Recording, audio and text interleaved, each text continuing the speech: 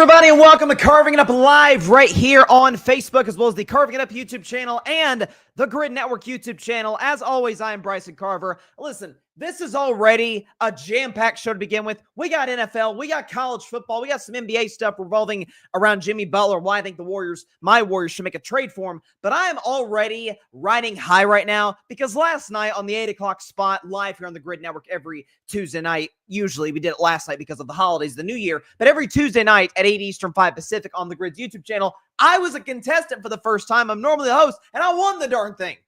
So I'm hyped up about that. I'm excited. I'm bringing that energy to the show today. We got a lot to discuss. We're going to start by talking about Detroit and Minnesota, the biggest game in my mind, the most consequential game in the history of the NFL regular season. Get to that in just a minute.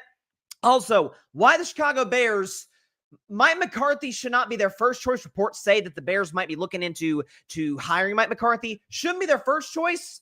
Would not be the worst fallback in the world. Get to that in about 10 minutes or so.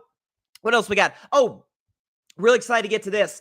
The college football playoff. This could easily be a carving up the context segment. All of the whining and the criticism. Oh my God. Listen, I hate the blowouts. With that said, there's a criticism of the playoff right now that I think is absolutely ludicrous and shows how unplugged or how distanced that the college football media is from, how sports usually work. Get to that in about 40 minutes. We got a ton to talk about. Obviously, predictions for Week 18 NFL games. Look into playoff scenarios, the whole bit.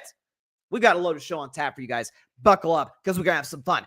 But first, the most consequential game in the history of the NFL regular season will be played on Sunday night in the Motor City. You got the 14-2 Minnesota Vikings against the 14-2 Detroit Lions. The first matchup between two 14-win teams in the history of the National Football League. We can actually show you the numbers about how close the records. 14-14. The line, I think, is perfect. These days, the NFL, home teams automatically get 2.5 points. You know what the line is? Detroit's at home. Detroit's favored by 2.5. Essentially, Vegas is like, hey, let these two teams play it out and see who the best team is in not only the NFC North, but the number one seed in the NFC. We could show you how close these teams were when they played last time. Show up the numbers. Shout out to Alfred for putting this graphic together. Okay, you see 31-29, the Lions won. Lions had 8 more yards. Just 8 more yards than Minnesota did. Only 3 more passing yards than Minnesota did. Only 5 more yards than the Vikings did. Vikings had 0.4 more yards per play. Lions had 3 more first downs. Exactly dead even on third down, 40%. Dead even on penalties, 8. Dead even on turnovers, 1. And Minnesota had the ball for essentially a little less than 2 minutes more than the Lions did. These teams are dead even. The Lions have a better offense than Minnesota. Minnesota's a much better defense than Detroit. Coaching, great coaches for different reasons. Kevin O'Connell is an elite schematic guy. Dan Campbell's a great motivating guy. Both teams have coordinators we think are absolute, no doubt, future head coach in this league. Brian Flores with the Vikings and Ben Johnson with the Detroit Lions. So you're seeing a clash of titans right now, and I think this game could very well decide, and I'm going to go so far as to say it will decide, potentially, who represents the NFC in Super Bowl 59 in New Orleans against whoever wins the AFC. Here's why I say that.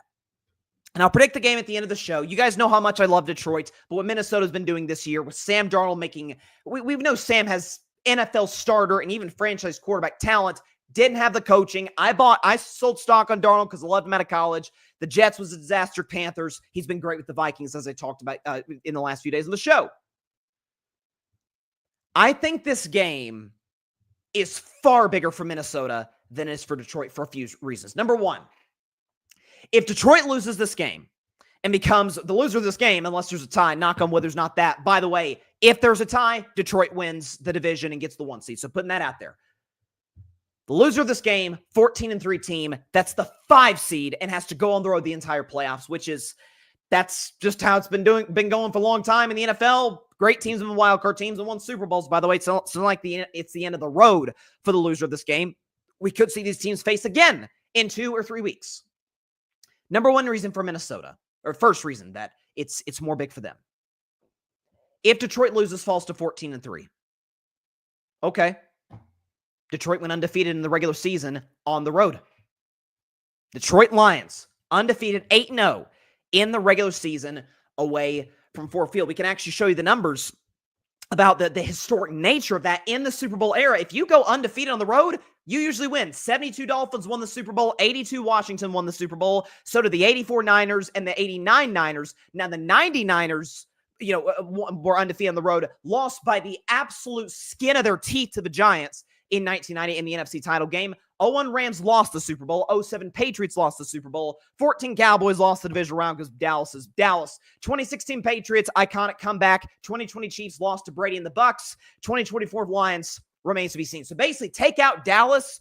You are the worst case scenario. If you go undefeated on the road, you're getting to the NFC title game and you're likely getting to the Super Bowl. So Detroit, in their case, if they lose, we're like, we're fine. Now, the difference between the Lions, where they lose this game and have to go on the road to those teams, every single one of those teams won their division. I'm almost certain without fail, all those teams won their division. Detroit would not have. And so I think Detroit would be fine. Minnesota, second reason it's more big for them. As great as the home field advantage is in Detroit, and those Lions fans are the best. I've had many interactions with them in the last couple of years in this period that I've been so pro-Lions. Great fan base. That home field advantage at US Bank Stadium is unbelievable. I would put it up there, not quite with, the Superdome fans in New Orleans with Breeze and Peyton were making their runs, not quite with Arrowhead Stadium with Mahomes and Reed, and Arrowhead's always been loud even prior to this dynasty. It's not far off. When US Bank Stadium gets rolling, you can feel it. There's certain stadiums or certain arenas, certain venues in sports. When it gets loud, it's like you could feel it through the television. That's Minnesota. They would miss out big time if they don't get that. Number 3 for the Vikings. And I think this matters because listen, I'm not a Darnold skeptic anymore. I wouldn't go so far as say I'm a Darnold believer now because, hey, I've never seen it before. I've seen Goff play in a Super Bowl. I've seen Goff win playoff games. I've seen this Detroit Lions team who had never done anything as a collective unit before, going to last year's playoffs, gets to the NFC title game, probably should have won that game. This is far and away not even close to the biggest game of Sam Darnold's career. Goff, where would this rank? Like 7th, 8th? It's big. It's the Lions obviously want the 1 seed.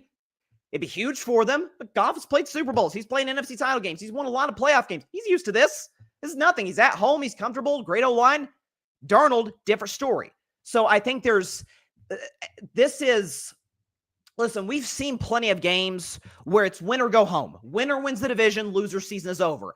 But in most instances, the 2011 game between the Giants and Cowboys being the exception because those were 2, we thought, kind of average playoff teams. Going to that game, Giants won that game, went on to win the Super Bowl. That was the second Eli Coughlin game against the Patriots. Take that game out. Most winner go home, week 17, or in this case, 18 games to decide the division or the playoffs. Usually that team gets bounced relatively early in the postseason.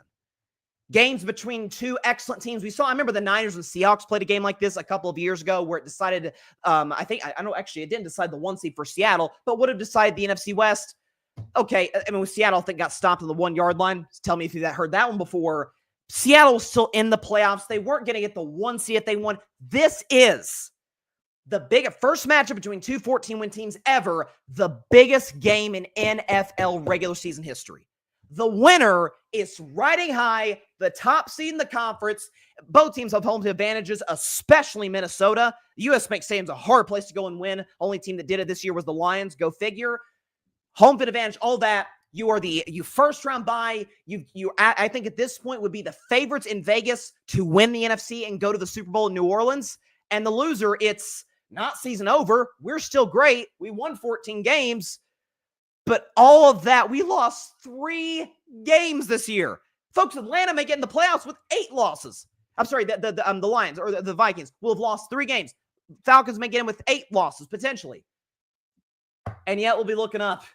Yeah, we don't get a single home playoff game. There's a natural, these guys are human. They're great players, coaches, etc. They're human. There's going to be a natural kind of come down moment where it's like, dang, all this work we put in, we got to go on the road to start the playoffs. And we may have to go to Baker or Matt Stafford. That's not great, especially when you could have gotten a home field advantage throughout the whole playoffs and gotten the bye. So, listen, I am about as excited, without my own team being involved, about as excited for this game as I've been for any regular season game. When Brady came back to New England, as a member of the Buccaneers. Pretty hyped for that game just because of the history there. I mean, I can remember games in the past between even some of those Patriot teams against the Steelers. Like, there's been some great ones in the past. Just how much the playoffs itself could flip just from the result of this game. That to me is the fascinating part of it. There was no question after the results of last weekend went that it was going to be the Sunday night game, game 272. I can't wait. I think it's going to be a blast. I'll predict that game at the end of the show to see who wins not only NFC North, but gets the number 1 seed in the NFC with a 15-2 record. See, we got my man Patrick Brown is in the comments. Vikings and Lions will be an epic clash. Sign me up. I look forward to the tense energy between both teams. To think we'll have a 14-win team as a wild card. History in the making. By the way, something else too before we move on. Go and put up the Goff and Darnold stat. Last time these two teams played, both quarterbacks were excellent. I mean, Goff had more yards, more touchdowns, and not as many turnovers and better completion rating. We get that. QBR, same thing. Goff beat him across the board. But look at the completion percentage. 88% for Goff, 81% for Darnold.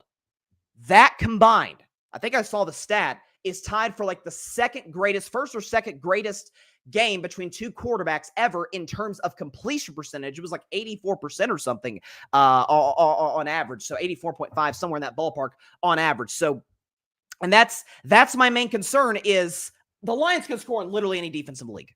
Maybe not 40 like they did San Francisco Monday night, although who's to say they can't, but they're healthy outside of David Montgomery. They're healthy. They're rolling. The Niners game, listen, risk in playing the starters, but the upside, which I think is going to occur potentially, did provide momentum. The downside is Detroit in the last 5 weeks, you can make a case as the worst defense in the National Football League. Matter of fact, the numbers show it. Okay, points per game, yards, all of it. And for Minnesota, defense, by and large, has been one of the best in football. We know what Brian Flores has done. Should be a head coach. Darnold is playing his best ball of the year. It's going to be fun. It's going to be, here's why I know. It's going to be close. Lions at 2.5 feels like that's like the perfect line. If it were in Minnesota, it should be Vikings minus 2.5. Like Vegas got the line set. I would be surprised if it moves.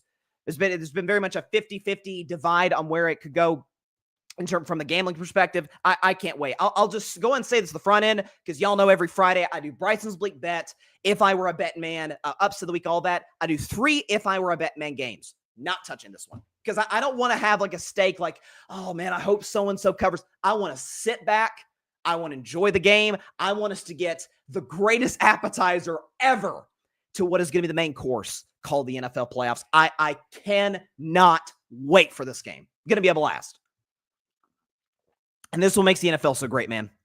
It's just 17 games. And listen, I mean, it's just by design, not saying like the baseball or the NBA, although I don't think it hurt the NBA to shorten their season a little, but 82 in the NBA, 162 in baseball, like just the sense of urgency in the NFL. Every single game could decide the outcome of your season. That's what makes the NFL so special, and that's what we're going to get, I think, a fantastic game on Sunday nights. Transition, though, we're talking about 2 NFC North teams that are going to be fine either way. 14 wins, worst case scenario for one of them. To the worst team in the NFC North, the Chicago Bears. So they're going to be playing against Green Bay on Sunday. They'll probably lose by a lot. The Packers are a 10-point favorite, and the Packers do have something to play for, seeding 6 seed, 7 seed, depending on what happens with the Commanders. But there's been recent reports, recent speculation that Mike McCarthy, which the whole discussion around the Cowboys this year is, will Dallas fire Mike McCarthy? Dak got hurt. The team wasn't that good. Jerry made no moves. McCarthy might end up being the fall guy, so to speak. But at the Cowboys actually played last week notwithstanding pretty admirably. I mean, the roster, I still maintain, is not very good. Cooper Rush, God bless him, but he is a backup, good backup, but not close to Dak Prescott. And they played pretty decent over the last few games. McCarthy had them engaged. Will the Cowboys keep him? Well, in order to keep him, they won't be able to just stand pat because you know what Mike McCarthy is? A free agent. The rare free agent coach. We don't see this much, but that's the case. And reportedly, there could be some mutual interest between he and the Chicago Bears because Mike would like to coach Caleb Williams, high upside, all of that. Here's what I would say briefly on the McCarthy side. He'd be going from Dak Prescott, who you guys know I love, to Caleb Williams, who I think is going to be spectacular. Love Dak. That's my guy, favorite player in the league. I think Caleb is going to be a transformative talent if he gets the right coaching. With that being said, I would say this about Mike. Sometimes the grass isn't always greener, at least depending on what the other grass looks like, because the ownership group in Chicago and Dallas, it's not great. We've ripped Jerry, rightfully so. It ain't much better in Chicago with the McCaskies. It's not great. Okay, they seem to still be of the mindset, defense wins championships, 85 Bears, dick. That doesn't work anymore. Like, thank God they got Caleb, but they got to get offensive coaching and move a more progressive offensive way of business, and they just have not done that. This is why I think their head coaching search is the most important in franchise history. So I don't think it'd be institutionally that big of an upgrade for Mike McCarthy. For the Bears, though, is who I really want to discuss in this instance. So I've been on the record ever since they rightfully fired Matt Eberflus after the Thanksgiving game debacle against Detroit. I've been of the mindset that, hey, it is all out for one of two guys. Mike Vrabel, Ben Johnson. Mike Vrabel, the pro in getting him is, he got to the playoffs like 3 times with Ryan Tannehill at quarterback, got to an AFC title game in 1 year and got to the 1 seed in a conference with Allen, Mahomes, Burrow. He was the number 1 seed in the AFC in the 2021 season. Derrick Henry actually got hurt that year, by the way. So I thought it was one of the all-time great coaching jobs that I've seen what Mike Vrabel did in 21 with the Titans. They should have never fired him. It was a horrible decision by upper management in Tennessee.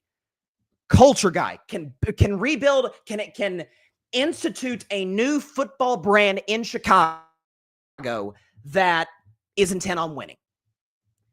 On the other side of things, it's Ben Johnson. No head coach experience, but he might very well, after Andy Reid and Kyle Shanahan, be the smartest offensive play caller in football.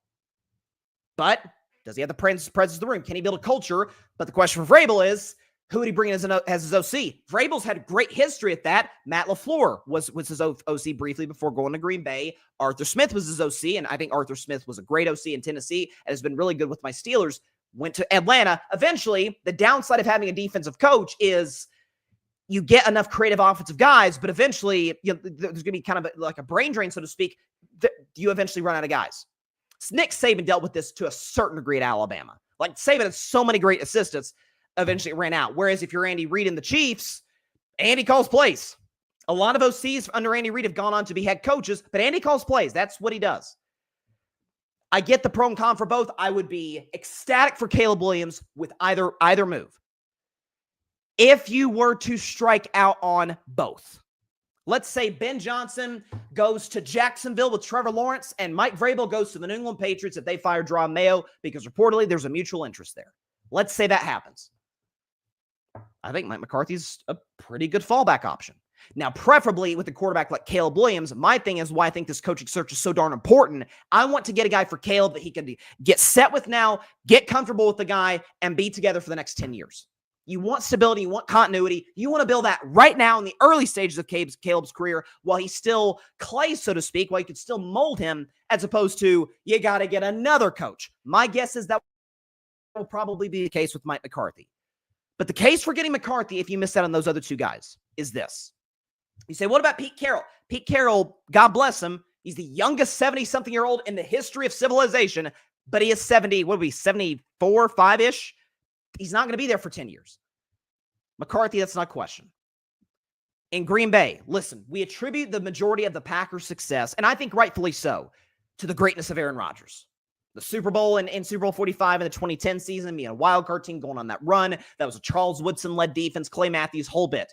Aaron won MVPs in Green Bay.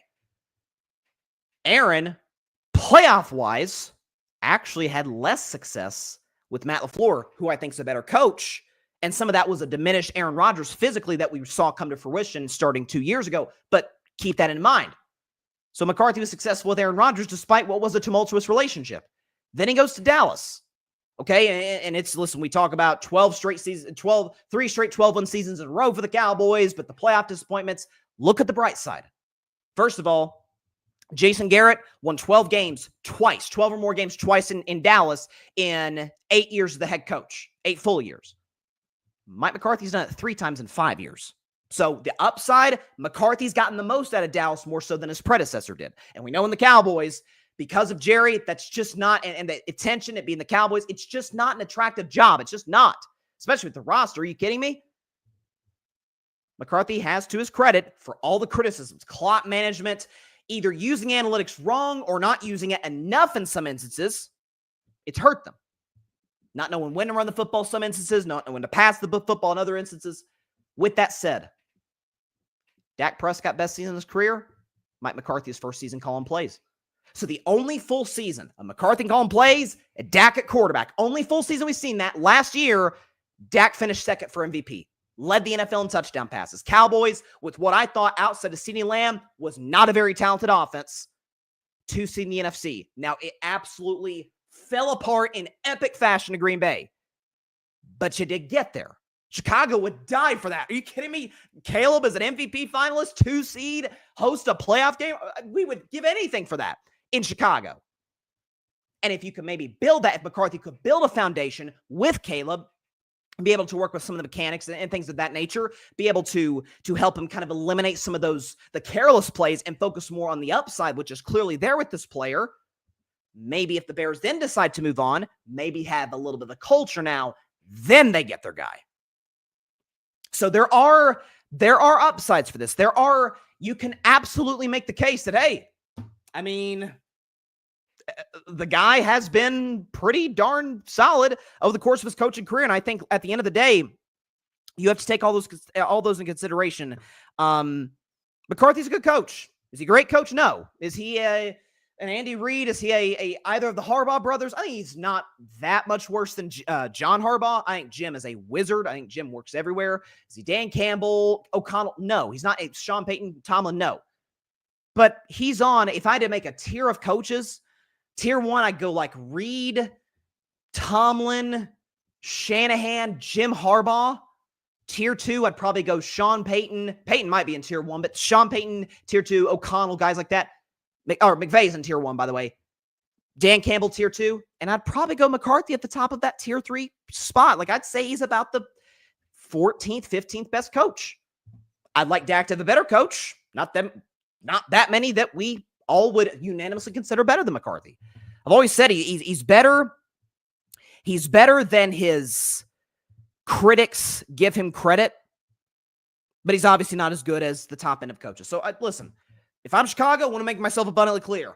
All in on Ben Johnson or Mike Vrabel, because both pose incredible upside for your franchise and most importantly for your asset, your top asset, Caleb Williams.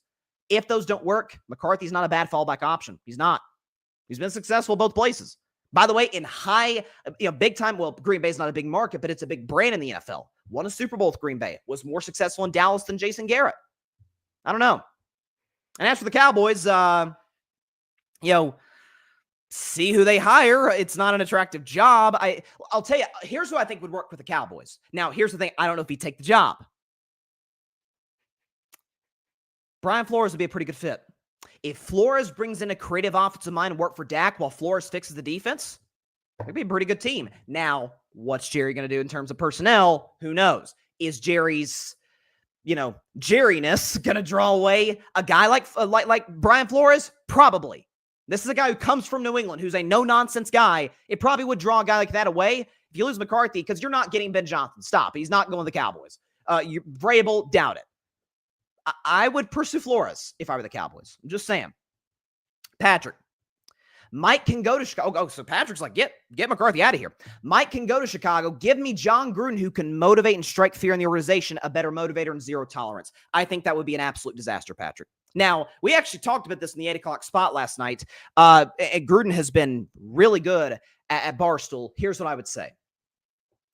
I already thought in terms of what the modern NFL looks like in a number of facets. I already thought John Gruden was behind the 8 ball in 2018 when he came back after 9 years of absence to coach the Oakland and then Las Vegas Raiders.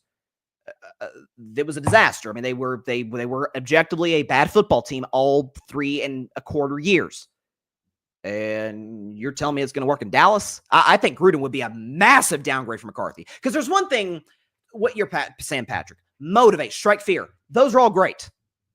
At some point, there has to be a level of relating to the players. Mike Tomlin is an A++ at that. Dan Campbell, same thing. Jim Harbaugh, same thing. Even Jim Harbaugh I kind of put in that Gruden area of like, man, almost like too hard on the guys.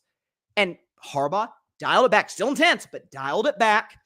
Tom Coughlin, there's the famous story. It's one of my favorite episodes of A Football Life. Is that documentary that NFL Network does, and it's one of my favorite sports docs out there. There's a famous story. Tom Coughlin takes over the New York Giants, and he is for lack of a better term, a hard ass. You will do it my way, or you might as well go out the back door. It is this way and no other possible way. And the veteran in the room, a Hall of Famer, Michael Strahan, has a meeting with Tom Coughlin. He's like, Coach, you're losing the locker room. You've got to dial it back a little bit, buddy. Like, be intense, whatever, but you've got to dial it back. Coughlin did. Coughlin was still intense. Coughlin would still, his face would get purple sometimes. He'd get so pissed off. But he dialed it back, related to players. He'd go out and grab a In-N-Out burger with some of the offensive linemen. He related to the players. I don't think Gruden does that. I mean, he certainly didn't in Tampa. It was a different NFL then, and he didn't really do that with the Oakland Raiders. Harbaugh does. Like, you're talking about the motivator guys? Harbaugh does. Dan Campbell does. Mike Tomlin does. Jim Harbaugh, Sean McVay, same thing. Like, there's a relatability, regardless of the generational gap, that you have with those guys.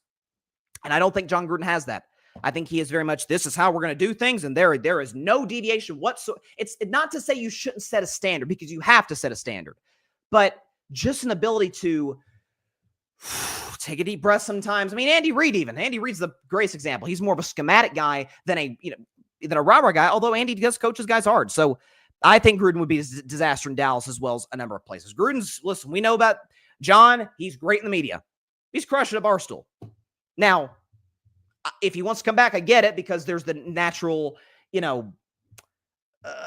motivate, or the natural competitive gene to come back. I get that. I don't think it'd work in Dallas. Patrick, the Cowboys are ran like a country club. That's not wrong.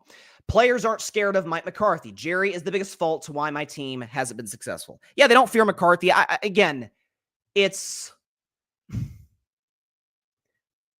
want to say what I've said. I don't think McCarthy is a great head coach. I know he's not a bad head coach. I've seen bad head coaches. That's called Dennis Allen, and it's called Brandon Staley. Those are bad NFL head coaches. But again, we do have to, especially with now what the Cowboys roster looks like, that is not a Super Bowl team. Like, the majority of Dallas's problems, listen, you got the quarterback, you certainly got the receiver. Micah, for all the criticism I and many have levied on him, he's one of the 5 to 6 best players in this position in the league. That works. You got to have a pass rusher. And Mike McCarthy has gotten 12 wins in 3 of the 5 seasons. Could you upgrade? Yeah, but will the upgrade come to Dallas? You can take that chance. McCarthy may make you make that choice because he may go to Chicago. Wouldn't that be fascinating? Would that not be, what a turnaround if the whole thing is, Jerry and the Cowboys ditch McCarthy, and then Mike's like, nope, I'm ditching you. I'm going to the Chicago Bears. That would be kind of funny. I'm not going to lie. That would be some kind of turnaround there. Patrick, Gruden won't be a yes-man type of coach. It's not attractive, but what's to lose? As long as Jerry controls all the narrative, nothing will change. Here's what I'd say is to lose. A, you'll be a worse football team. We've seen John with a below-average roster, and it was bad. Now, Dak Prescott's a better quarterback than Derek Carr, but remember there was the Khalil Mack trade, and then they botched some of those picks. Like, at least I remember them botching their picks. It doesn't work with John in the modern NFL. Again, if McCarthy leads you, or if they ditch McCarthy, Brian Flores, you take a swing at Ben Johnson, Mike Vrabel. If you land him, amazing, awesome. Maybe the Cowboys may be back. I don't think you will. There's plenty of assistants out there. Heck, you know what, Patrick? If you want to do a for the heck of it hire, go get Pete Carroll. Pete doesn't have that much longer to coach in the NFL. Go get Pete Carroll. I mean, he was decent in Seattle at the end. Go and get Pete Carroll. I don't think now would Pete come to Dallas. Again, it keeps going back to this same question. We're kind of just running in circles at this point. Who will you get to work with Jerry? Mike does that to his credit. So we'll see. All right, I'll be back in just a minute. Talk about Jimmy Butler and the Miami Heat. This situation has dissolved quickly, and I think this particular player would be an outstanding fit with my Golden State Warriors. Be back in a minute on Carvey Up Live. Stay tuned. We are just getting started on what is a loaded show, baby.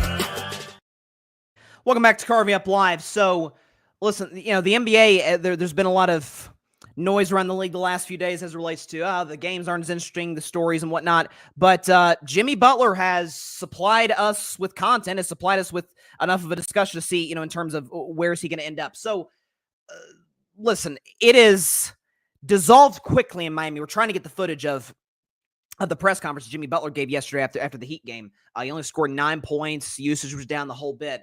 But it all kind of started in Miami with Jimmy Butler, where he was being vocal about the contract and whatnot. And Pat Riley, the Godfather, is basically said he needs to keep his mouth shut. That was what he said verbatim. Jimmy needs to keep his mouth shut. And that didn't sit that well with Jimmy. And so it's been a mid-year for the Heat, which is what what we expected. Bam Adebayo is excellent. Tyler Hero has actually been quite good this season. And Jimmy Butler is more of a playoff guy than a regular season guy. With all of those things said, and we're trying to get the Jimmy Butler footage right now. It's loading as we speak. I think for Golden State, for my Golden State Warriors, who won convincingly last night, Steph Curry went 8 for 8 from three-point range. He's never done that in his career. Steph continues, even at age 36, going on 37, to set the bar high. Him and LeBron and KD, what they're doing is unreal. I've said for about a year, since the middle point of last year, that the Warriors are relatively well put together. They've got shooters. They don't have a lot of size, but they won a championship without size. So I'm not worried about that. They've got a lot of great shooters, good defenders. We know what Draymond and the value that he brings. Steve Kerr, contrary to Gen Z Warriors fans, I'm one, but come on. Steve Kerr's a great coach. Steve Kerr's one of the 5 best coaches in the NBA. People grip on his rotations. My thing is, okay, when you got a lot of good bench players that aren't necessarily, you don't want to be your second or third option, what does Steve have to work with in that regard beyond Steph? I've said that the Warriors have a clock, and it is a ticking on the rest of Steph's prime. I think Steph, he's about to be 37 in a couple months. I think he's got about a year and a half, 2 years left of absolute apex peak Steph Curry basketball, top 10 player in the world type of guy. Not to say he won't still be elite after that. I think Steph is that type of guy that could still be great even after that. But you want to capitalize on his prime now, the last bit of Steph's prime, and the roster just isn't good enough to be able to do that. Take a listen to Jimmy Butler. We have the footage now. Last night after the Miami Heat game, this to me all but seals it. He will not be a Miami Heat in a month. I want to see me get my joy back from playing basketball. And wherever that may be, we'll find out here pretty soon. But I want to get my joy back. I'm happy here, off the court. But I want to be back to somewhat dominant. I want to hoop. And I want to help this team win. Right now, I'm not doing that. Can you get your joy back here on the court? Probably not. Okay, there you go. Probably not. So Jimmy Butler is probably not going to be Heat in a month. So, a matter of fact, I wouldn't be shocked if a trade is finalized in the next 7 days. Warriors fans have been a bit iffy on the Jimmy Butler thing, especially with the emergence. Finally, I shouldn't say it took him long enough. He's still kind of a kid, in the NBA. Jonathan Kuminga. Okay, what is Jonathan Kuminga? He was a high draft pick lottery guy. Can he eventually evolve into that great all-star caliber guy that I've said he's fully capable of being? I've said his ceiling, Jonathan Kuminga's ceiling, top 15 player in the NBA. He's that talented. Here's the question. Can he be that while Steph's still great? Can he be that while Steph can still be the best guy on a champion? We can show you Jonathan Kuminga in the last 6 games. He's been coming off the bench. He's been excellent. Averaging 24 a game, 8 rebounds a game, 3 assists, shooting 52% for the field. 3-point percentage is fine, could get better. Free throws percentage has got to improve. JK needs to be better from the charity stripe. But Kuminga's been really good. He's had some 30-point explosions. He had his career high twice this season. He's been great. Do we expect that to come in the postseason? As a matter of fact, just say this out loud. Let's say Golden State gets to the playoffs. Not a crazy thing to think. I think they are. That was my preseason prediction. I don't know if we're a title contender. I don't think we are if we don't have another all-star guy next to Steph. I think we're better than we were last year. I think we'll be in the playoffs. Let's say we're in. Warriors are in. Steph, we know. Draymond is not the second best player on the team, but is the second most valuable guy on the Warriors. But you need that next guy. Say this. Okay, Steph's having an off night. Warriors need to rely on Jonathan Kuminga to get the job done. at this stage, it's not fair to the kid, and it's not realistic, and the Warriors aren't going anywhere if that's the case. You got to go get Jimmy Butler. I know he's a malcontent. He doesn't work in the locker room. I get that. You got a 2-year window. Year and a half, maybe. Maybe it's the rest of this year, next year, and then that's it. That's the last we'll see of Steph as best player on a champion grade. Not still that he's not productive, not still that he couldn't be an all-star guy, but best player on a champion, Steph can still do that. That's about as long as you need Jimmy Butler.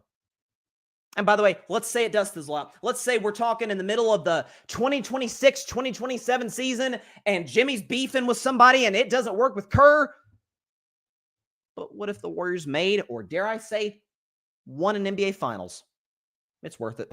You won. What if the team's not great the last couple of years of Steph's career? Okay, but you got another one when you didn't think maybe you would.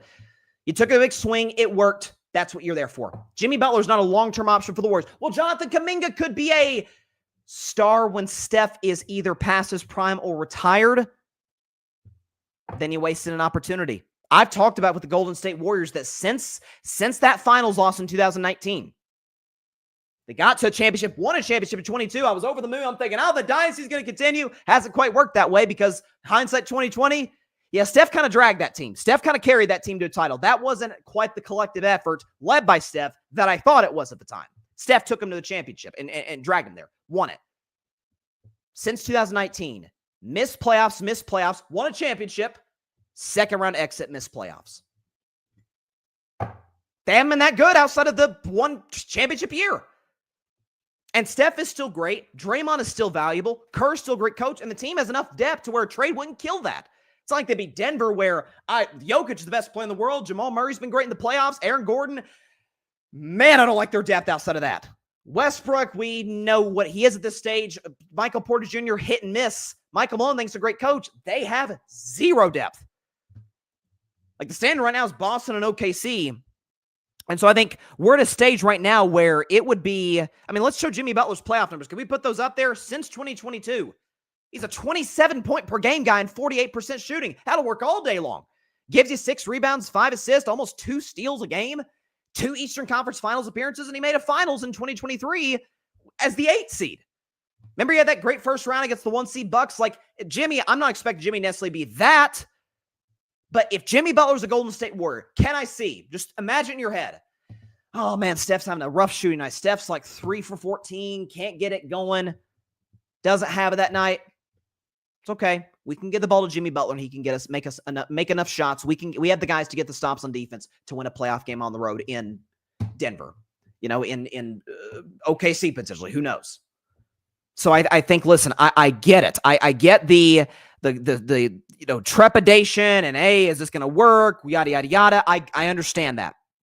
What I would say to those that are skeptical is you would be failing Steph. It would be a failing by the organization if you don't squeeze every single drop of juice that is what's left in Steph's prime. Steph has been a godsend for that franchise. I don't have to go over it again. They were irrelevant. They were disastrously run. The coaches, by and large, weren't good. He had run TMC, but outside of that, and we believe outside of that, the Warriors were garbage. The Lakers laughed at them. The whole Western Conference just was like, Warriors, that's an easy win tonight. And Steph changed everything. The perception, the money, the arena, all of it. Led by that man. Other contributors, Clay, Draymond, Kerr, led by that guy. You owe him to put together another champion. My man Parnell is in the comments. What's up, Parnell? Please go subscribe to the Sports PSP podcast. He's crushing it right now. Warriors should consider Jimmy. Jimmy wants to win. He will be fine off the court in the Bay Area. Well, that's the thing too. Like it gets chilly in the Bay. Don't get me wrong. It gets chilly. In the Bay Area, I get that, but it would. Sorry, I'm trying to pull something up here. He's close to water. Now, the Bay Area isn't Miami in terms of weather. We understand that. It gets a little chilly in Northern California. I just think that to maximize Steph, you owe it to the greatest player in the history of your franchise, and one of the greatest, obviously, in history. You owe him the opportunity to continue to compete when he's still great. I mean, if we look back, I mean, that's kind of, the Lakers kind of botched that with Kobe at the end before the Achilles with the late, great Kobe Bryant. It was, they won the title in 2010. I think they went out in the second round in 2011. I forget what happened in 12 Lakers. I think they might have went out in the first round. Like it was, hey, can Pau Gasol turn back the clock? It's like, it's just, and Kobe was still amazing. Kobe was still one of the 5 best players in the world, and the roster wasn't good enough. I don't want to see that happen with Steph Curry and the Golden State Warriors. I think Steph deserves better. Dunleavy has made a lot of good moves. I think he's made a lot of good moves as it pertains to, putting together a well-rounded roster. Could they use a big? Yeah. I don't think it's essential. I don't. Draymond can guard a big still. He can. Trace Jackson-Davis, good rookie, 6'9", he's long. He can take care of it. Kevon Looney is the offensive rebounding mastermind, or has been in playoffs past. That's what I think. Excuse me. So, my bad. Let's shift to college football. I'm getting really annoyed by something that I'm seeing right now. So we had a game yesterday, the postponed game. And by the way, thoughts and prayers to the Most High. What happened in New Orleans on New Year's Day, it is absolutely gutting, unspeakable. Man, prayers are with the families that were affected by that, because it was horrible to see. But as a result, the Sugar Bowl in New Orleans got postponed to yesterday. Notre Dame ended up beating Georgia. I figured Notre Dame had the advantage with Georgia losing Carson Beck, who I don't really buy, but I'll take Carson Beck over Gunnar Stockton. I did not like Georgia's offensive line. Riley Leonard's been playing much better over the second half of the season. Notre Dame's defense is for real. Like, I thought the matchup just favored the Irish, and they ended up winning. Now they're going to face Penn State. That'll be a fun one. Ohio State, Texas. I mean, come on. Come on. I think those are the 2 best rosters in college football. Going to be facing off the semifinal. That'll be a blast to watch. But something is happening in the college football media that I don't like one gosh darn bit. There's a narrative going on. And by the way, I want to say this in the front end. I have one major criticism of the college football playoff. My biggest criticism of the 12-team playoff is it needs to be reseeded after each round. Penn State, respect to them, 6 seed. They should not have any easier path to the national championship than 1 seed Oregon. I get it. 1 seed Oregon got smashed by Ohio State. I get it. Oregon, by virtue of being the best team in the regular season, should by definition have the easiest route, because that's how the playoffs work in literally every other sport. My second criticism would be conference championship should be automatically in. I don't think they should be given an automatic bye. If you want to put it to where conference champions get a home game in the first round, or if they're obviously one of the top 4 teams, you give them the bye.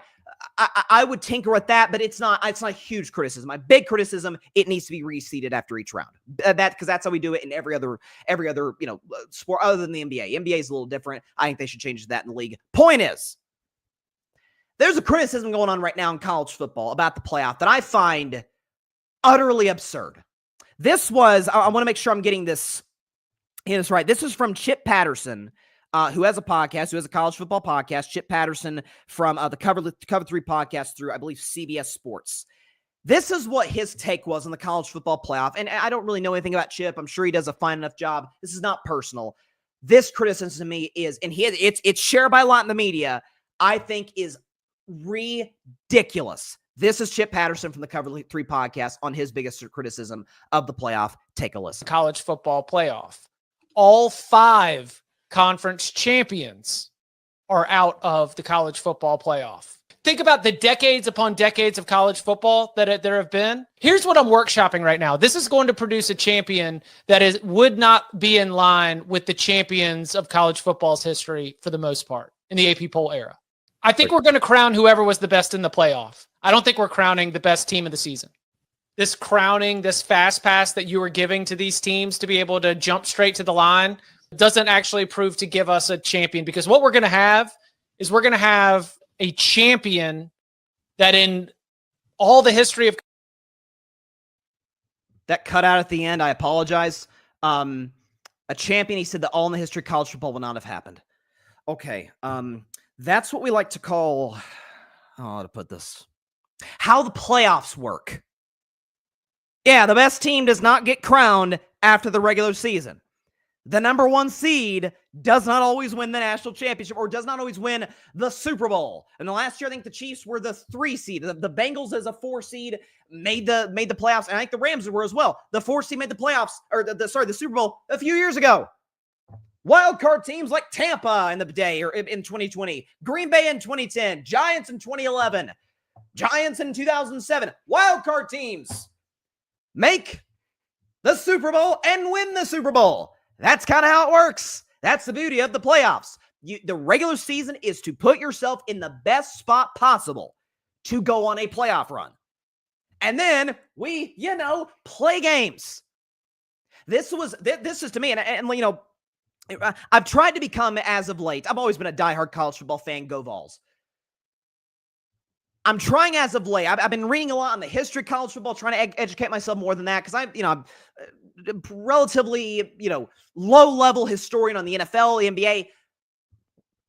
The idea and the fact that this sport, up until 25, 27 years ago-ish, did not play a national championship, essentially, not like because they had the BCS, then the 14 playoff, now 12 team. The idea that this has existed for like less than 3 decades, and it was highest ranked teams after the bowls win it, or in some cases, the media would vote on the national championship, which is essentially what they did prior to the 1998 season when my Tennessee Vols beat Florida State. Again, go Vols, but that's what they did. That's the beauty of this 12-team playoff. Now, the 12-team playoff had to come about for a few reasons. NIL, transfer portal, conference realignment. It had to, because right now in the SEC, Georgia, Texas, Alabama, Tennessee, Ole Miss, big-time brands, Florida, big-time brands in the SEC that historically have been very successful. Man, if you got 3 of them that are 10, 11-win teams, compare that to, now the SEC, by the way, very down this year.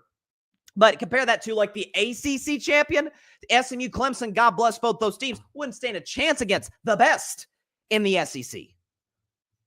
You had to have a 12-team playoff. And it opens the opportunity for non-Power 4 teams to get in. We have it in college basketball. We have the beauty of pro sports is anybody can get in. If you're good enough, your record says you're good enough, you're in the playoffs, man. Good luck. And so I think it is such a tone-deaf claim. Chip Patterson is not the only one who's made this, folks. A lot of folks in college football media feel the way he does. I would go so far as to say it's the majority opinion that one of the top 4 seeds won't win the national championship. You got 5 seed Texas, 8 seed Ohio State, and I think it's 6 seed Penn State, and then 7 seed Notre Dame. This is what the heck is this? How we do playoffs in literally every other league. That's the best. The hottest team wins, not the best team. Oh, excuse me. So we should have then just given the Super Bowl to the Patriots in 2007 because they were the best team in the regular season. They were the best team. That's the beauty of football. Is it's not a 7-game series like in basketball, hockey, and baseball. It's best team that particular Saturday or whatever day of the week wins. So I think, I've said this all the time, like the hottest team wins the World Series. Great. That to me, in the eyes of a fan base, in the eyes, just importantly, of the team, it's, man, just takes us one game and we can create some momentum and win a championship. The games are not played on paper. This is not, I love college football 25, best sports game that I've played since 2K16 in the NBA. Point is, love the game. That's not how games are decided. We do not do this on fantasy football or gambling or let's just compare the rosters. Let's look at the recruiting. This team has this many 5 stars. This team has that many 5 stars. We play the football games. That's the beauty of competition. That's why we love sports. And so for people to say, well, in history, this team would have won. Hey, it's a different sport now. The transfer portal, NIL, and conference realignment, all of which to varying degrees I'm in favor of, have changed college football, I think, for the better. The regular season this year was awesome. There was not one team. I loved Oregon, and they got smashed by Ohio State, but I loved Oregon. Even I could say there was not one moment this season where I was like, Oregon, and who was the number 2 team? Number 2 seed was Georgia, but Texas was there, and a number of other teams, Ohio State. There was not one moment in this college football season where I was like, oh yeah, those 2 head and shoulders above the sport. as recently as 7-8 years ago. It was like, yeah, it's Bama, it's Clemson. And then it's Bama and Clemson. Ohio State's going to make a push, but it's probably Bama, Clemson. Georgia will have 1 year, but then it's probably Bama, Clemson. Or it's LSU, Clemson that 1 year in 2019. And it's like, and it's Bama and Ohio State in 2020. And there's a massive gap. I've always said this. Dynasties, you say you hate dynasties, maybe you do, the ratings say otherwise. Dynasties are amazing for pro sports. Baseball's been dying for one since the entire 21st century. I'm a Red Sox fan, always going to root for the Red Sox. It would not be bad for the sport if the Dodgers reel off 3 or 4. It wouldn't. Ratings would go up, interest would go up, you got a villain, it's great. Kansas City's great for the NFL like the Patriots were, like the Warriors and Bulls and Lakers in the last 25, 30 years have been great for the NBA.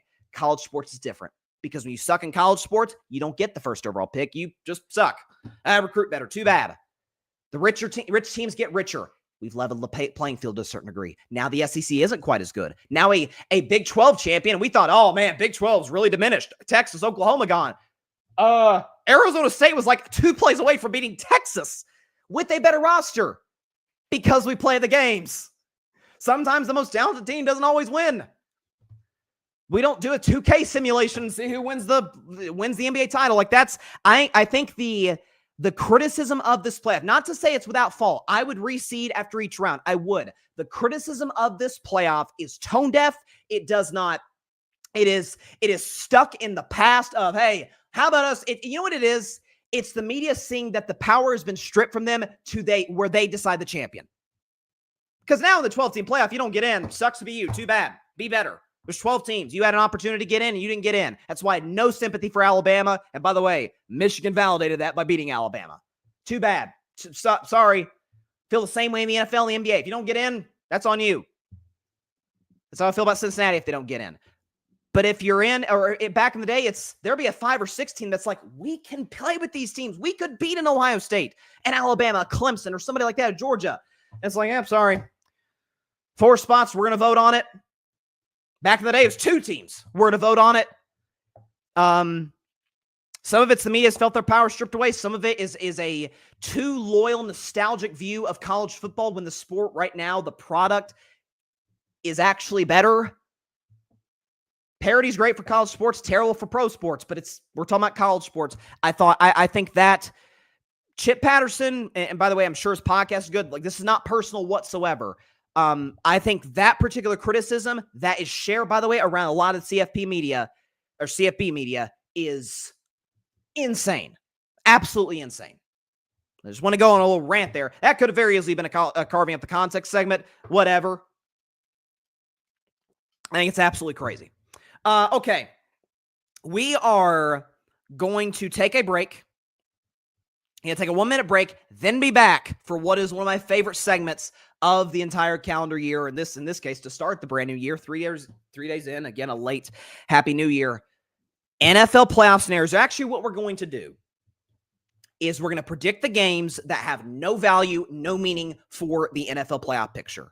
And then we're going to look at the playoff scenarios, take a little brief break, look at the playoff scenarios, and then predict the games that do have meaning in the NFL playoffs. So you do not want to miss that. It's going to be a blast. Cannot wait for it. So stay tuned. 1-minute break, and we'll be right back for NFL playoff scenarios and NFL postseason predictions. See you in just a minute.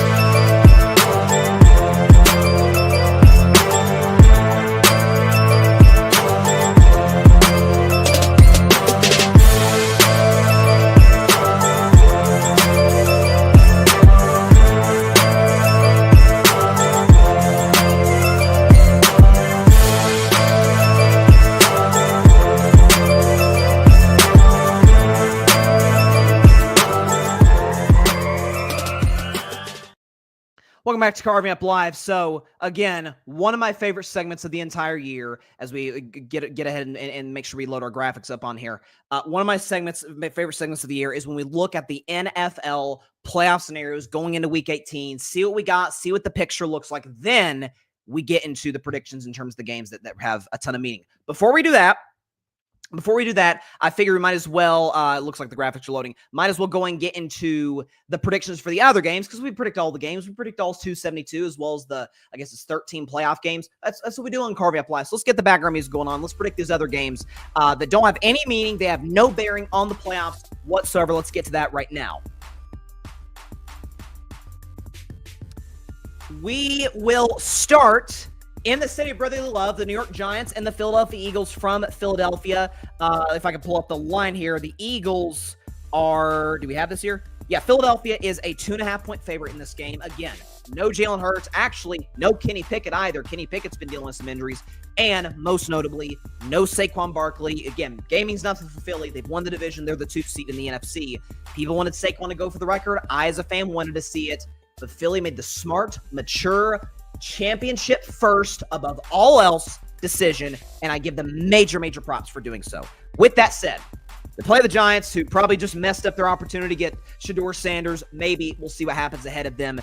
And I think Philadelphia's going to win the game. I won't go into too big of a dissertation. Philly's backups might be as good as some of the Giants starters. So Eagles win this game 24-17 over the Giants and finish 14-3. They're the 2 seed, won the division, NFC East, but a nice little win to close out the regular season. Buffalo Bills and New England Patriots from Foxborough. So again, the Bills are locked in as a 2 seed, as the AFC East champ, which, by the way, they wrapped up the division a month ago. Shows you how weak the division was. New England, in their case, Patriots fans might actually be sort of hoping for a loss, because if they get it, New England is the number 1 pick in the draft in Green Bay in 3 months. So there you go. So Buffalo on the road's a 3-point favorite. Josh Allen actually is going to play briefly because he's got a long streak of not missing starts. He wants to keep that going. My guess is Josh will be in for a drive. They'll go vanilla on the play calling, take him out after the drive. Which, listen, if Josh wants to keep the streak going, more power to him. Listen, the Patriots played the Bills really close last time these two teams matched up and faced off. Jerome Mayo's coaching for this job at home. I actually think New England's going to win this game. I've got the Patriots in an upset, 23-20 over the Buffalo Bills. The Patriots screw up their opportunity to get the first pick because Jerome Mayo's like, hell with the first pick. I want to stay employed in this franchise. There's some Mike Vrabel rumblings. Jerome Mayo wants to keep his job. Drake May's going to play this week. He's I think done, all things considered, with play calling and the roster around him. Pretty admirable job in terms of what he has around them. So I'm going to go with New England over the Buffalo Bills by a final score of 23-20. Move on to the Houston Texans and the Tennessee Titans from Nashville. So the Titans at home are a 1-point favorite. So listen, I'm not going to go Tennessee. The Texans are resting C.J. Stroud, all the major players on that team. I was actually going to go Tennessee if Mason Rudolph was starting, because I know the Titans have been on a losing streak. Mason Rudolph at this point is a more reliable quarterback than Will Levis. Will Levis is going to start against Davis Mills. Give me the Texans in this game. Plus 1.5. I said Titans -1. It's actually 1.5. Texans plus 1.5. 20-16 over Tennessee. It's Will Levis we're talking about. Why on God's green earth would I believe in that particular player? Moving on, what do we have next? We've got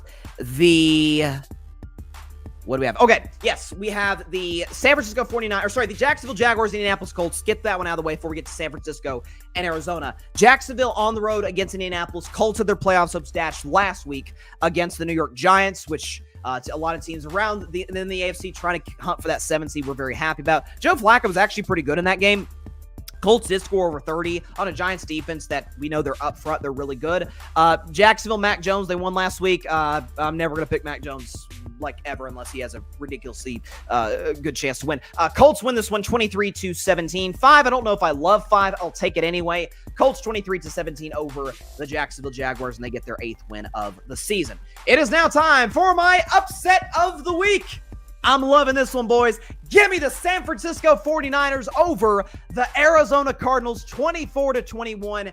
And here is why. You're like, Bryson, dude, chill out. These are two teams that have been eliminated from the playoffs. Brock Purdy, due to injury and due to the fact the game is meaningless, isn't going to play. Some of the Niners may not play, and the game means nothing, and yada, yada, yada, blah, blah, blah. Here's what I care about. Is Kyle Shanahan going to be on that sideline? Yes, he is. And who's going to be starting at quarterback for the San Francisco 49ers? Because it is not going to be Brock Purdy. Brandon Allen was inactive last week. I don't know if he'll be active this week, whatever. The man, out of the University of Tennessee, an aerospace engineer major, my man, Joshua Dobbs, is going to be starting for San Francisco. I remember when he signed there to be Brock Purdy's back. I was like, dang, I'm certainly not wishing injury on Brock Purdy at all. Don't wish injury upon anybody. I'm like, man, in the event Purdy goes down, I got to see Dobbs with some of that talent with Deebo Samuel and Kittle and the run game and Kyle Shanahan. Dobbs is a great fit in the Shanahan offense. Not the most accurate that you would like it to be, but he moves well. Kyle can call maybe some rollout plays for Josh. He's got the running game to support him. He's got George Kittle, one of the top tight ends, maybe the best tight end still. Deebo has been good lately. I'll tell you what, Arizona is Arizona. They're poorly run. Kyler, is he going to play? Is he not? Who cares? Give me the Niners in the upset. Joshua Dobbs closes out San Francisco's season on a bright note, 24-21. San Francisco gets to 7 wins. Still a wildly disappointing season for the 49ers nonetheless. But again, in this one that has no meaning whatsoever outside of draft order, give me the the San Francisco 49ers with Josh freaking Dobbs as the starter. We pause the music, take a pause in the action to look at playoff scenarios. So we're not looking at like Green Bay and Washington are going to be fighting for the 6th seed in the NFC. The Chargers and the Steelers, if Pittsburgh loses out in the division, it's going to be between those two for the 5 seed. I'm not going to be doing all that. I want to focus on the ones that really matter. Division winners, 1 seed, who gets in the playoffs, all those different things. So I want to focus on those. So let's start in the NFC North. It's pretty simple. The Baltimore Ravens, in order to win the NFC North, the simplest way, beat the Cleveland Browns, who they're 20-point favorites against. Beat the Cleveland Browns or tie the Cleveland Browns, and the Baltimore Ravens are your AFC North champions. They could also win the AFC North if my Pittsburgh Steelers lose to Cincinnati or tie Cincinnati. The Baltimore Ravens in that scenario would be in the playoffs as the AFC North champion. My Steelers actually still have a shot to win the division, but only one thing can occur. They have to beat the Bengals, but before that, they'll know their fate before the game starts. The Ravens have to lose to the Cleveland Browns, so that has to occur. So let's look. We're going to stay in the AFC here. Let's go and look at the Denver Broncos' opportunity to make the playoffs. What does that look like? Well, pretty simple. Denver has to beat or tie the Kansas City Chiefs, who, by the way, are playing their backups. Carson Wentz is going to start. Kansas City's playing their second-string guys. If the Broncos beat them or tie them, Denver is in the playoffs. They can still get in, however, if they were to lose. That says loss up there. I apologize. They could still get in if the Dolphins lose or tie to the Jets, and if the Bengals lose or tie the Steelers. Therefore, the Denver Broncos would be in the postseason. For the Miami Dolphins, if we could go and pull up that graphic for Miami, the Miami Dolphins would be in the postseason if they beat the Jets and the Broncos lose. If that occurs, Miami is in the postseason. Cincinnati, which this has been the big story in the NFL, can the Bengals get enough to go their way to get in? Because if they do, watch the heck out for Joe Burrow. We know how dangerous that he can be. The Bengals need all of these things to go their way. They have to beat my Pittsburgh Steelers, and the Broncos have to lose to the Chiefs, and the Dolphins have to lose or tie the New York Jets. It's that simple as it relates to the AFC. Those are the playoff scenarios, divisions, as well as playoff spots. That's what it looks like. Transition now to the NFC. Let's go and look at the playoff scenarios here, because all the playoff teams, all 7 that are currently in the playoffs are in. No one else could get in. The 7 that we've got are the 7 we're going to get. NFC North. The Tampa Bay Buccaneers win the NFC South if they beat or tie the New Orleans Saints. If that happens, they are your NFC South champions for the 4th consecutive season. They could still win the NFC South if the Atlanta Falcons lose or tie the Carolina Panthers. If that happens, despite a loss, Tampa would be in the playoffs as the division champion. Atlanta, at 8-8, with the rookie quarterback they just put in there, could still get in and get a home playoff game against a 14-win team. if they beat the Carolina Panthers and the Buccaneers lose. Atlanta's path's simple. We got to win and Tampa's got to lose. Therefore, they would be in the playoffs. And the one we're looking most forward to, which I talked about to lead my show, I'll obviously predict it, in the NFC South, in the NFC North. The Minnesota Vikings are in the playoffs as the 1 seed and the NFC North champion if they beat the Detroit Lions. It's that simple. No other way that has to happen. The Detroit Lions, little wrinkle in it, but still pretty darn simple. They're the 1 seed and the NFC North champions if they beat the Vikings or if they tie the Vikings. So if we're in a spot, remember that game with the Chargers and the Raiders a few seasons ago that should have cost Brandon Staley's job then, where the game was tied, and had they tied, they actually both would have been in the playoffs and Pittsburgh would have been out, and then Brandon Staley bungled it and the Steelers and Raiders both got in.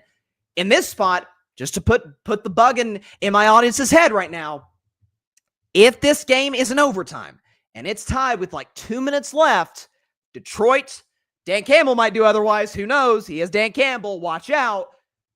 But if Detroit's got the ball, they may just go and play this puppy safe, because if we tie, okay, great. We're the 1 seed. We're the North champions. We did it. We get a week off. The playoffs go through Detroit. A tie, Vikings come down to the 5. Now, I don't think a tie is going to happen. That is, I would certainly not sully the most important and consequential game in the history of the National Football League regular season. I'm going to sully it and say that that is going to end in a tie. How anticlimactic would that be? That'd be horrible. So I'm going to go in, again, slight delay here. I'm getting the graphics for the games that do have bearing on the playoffs onto the show. So bear with me for just a second. So, because I want to go in and make sure that we get all of these on here. Sometimes the streaming app that I use can give us problems in that regard. Do we have all of them? No, we just need to get these 2 more. Get these 2 more and we should be good. All right. So given we did the playoff games that have no bearing in the playoffs, you heard my upset of the week, so that's off the board. We still got Bryson's Bleak Bet, and we've still got the 3 games for my favorite segment, If I Were a Bettin Man. Because these have playoff ramifications, get the playoff music going right now. Here we go.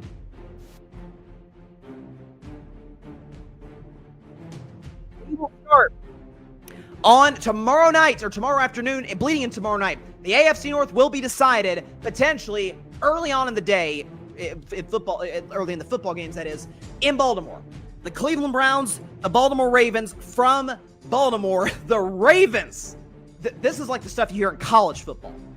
The Baltimore Ravens are by far the biggest favorites that any team has been favored this season.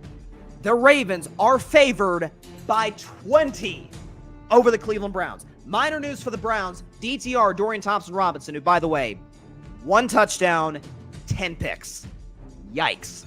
He's not going to start. Instead, Bailey Zappi, who the biggest news Bailey Zappi's made on this show is that up until Aaron Rodgers finally threw for 300 for the first time in 3 years, Bailey Zappi had done so more recently than one Aaron Rodgers. Had to get that in. So, Browns on the road. Listen, 20 points is a lot. I mean, that is a lot of points. It is a divisional game. There's some pride in Cleveland. Stefanski is a good coach.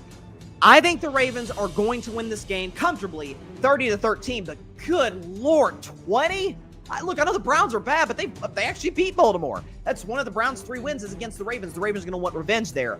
But giving the Ravens a win, obviously, the Browns, if they upset, what a choke job that'd be for Baltimore. I don't see that happening. Ravens win 30-13 over the Browns, and the Baltimore Ravens, as a result, would clinch the AFC North. So much to my chagrin, the Steelers, I thought, had it in the bag 3 weeks ago. Turns out we lose some games, lose to Baltimore in particular. The Ravens, once again, will win the AFC North for the 2nd consecutive season. To my Steelers, this is a big game as relates to the 5 seed, but for Cincinnati, this is their season. They have to win this game and then get some help the next day on Sunday. Cincinnati Bengals, Pittsburgh Steelers. This is one of my games for Bettin Man.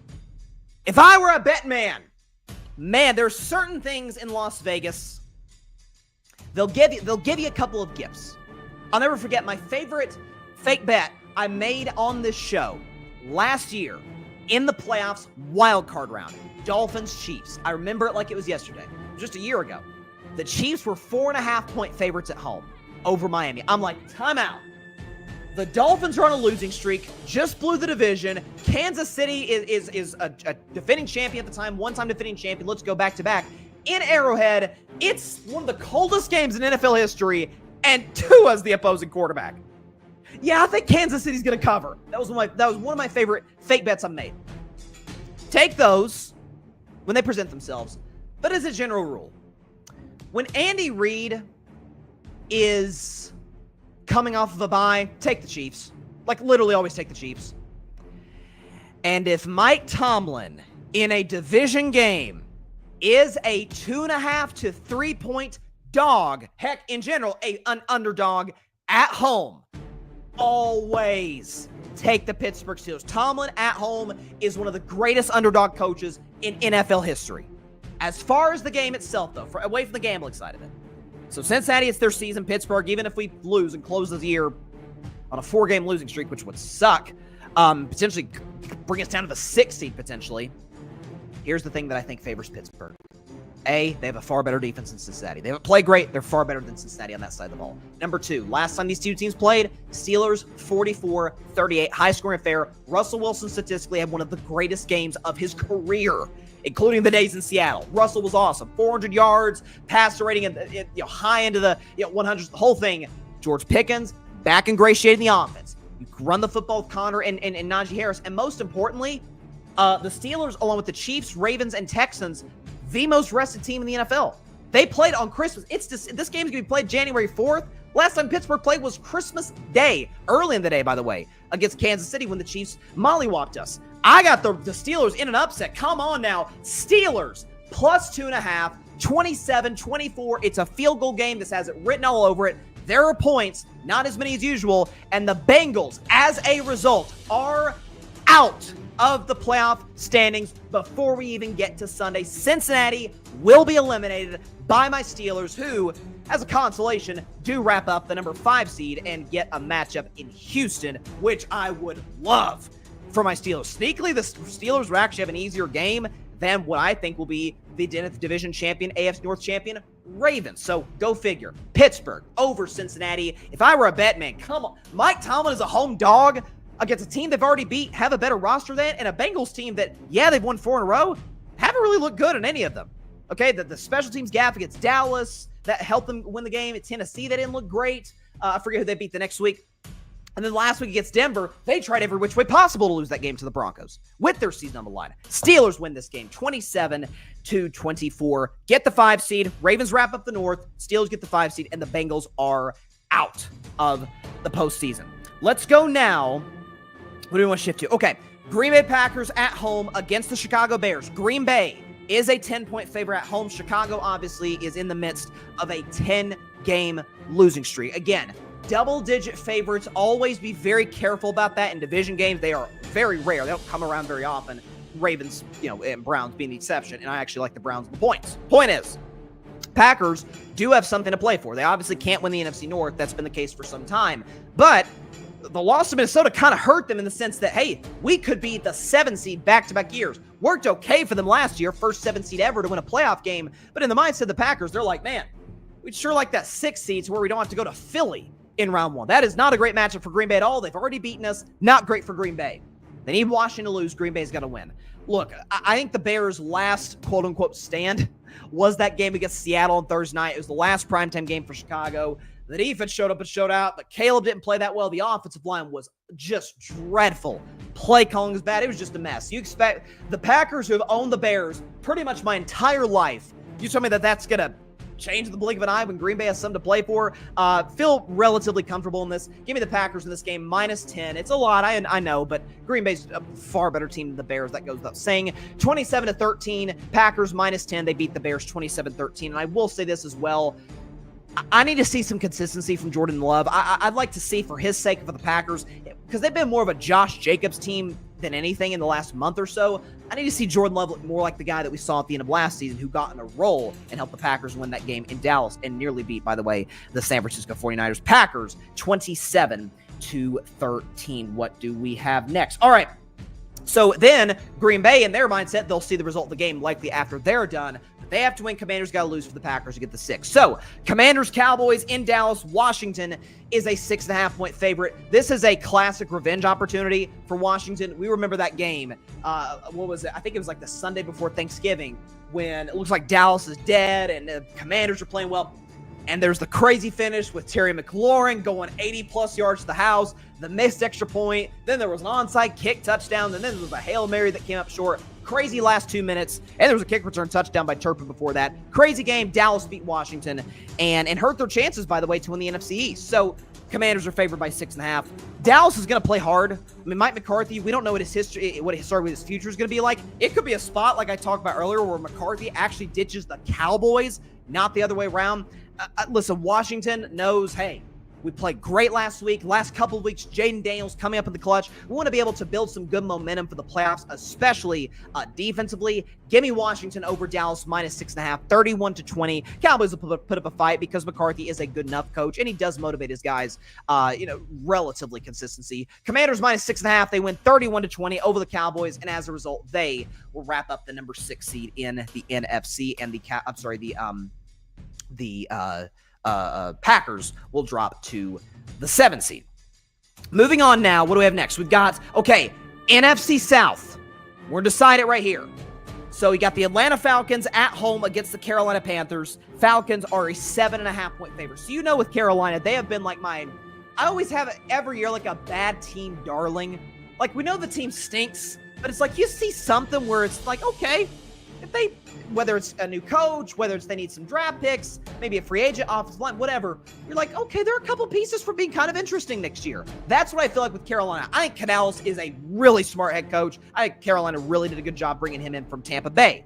Bryce Young, been talking about for a while, has been objectively better than CJ Stroud for about 2 months now. So you have that. Now, bad game for Carolina last week against Tampa Bay when the Bucs had everything to play for. So does Atlanta. Falcons with Michael Penix Jr., offense hasn't looked bad, but they have looked better than they did in the last 2 games with Kirk Cousins. Bijan Robinson's going to get the bulk of the carries. Atlanta's defense actually has been decent in the last few weeks after getting a rough start and not being able to get consistent pressure on the quarterback.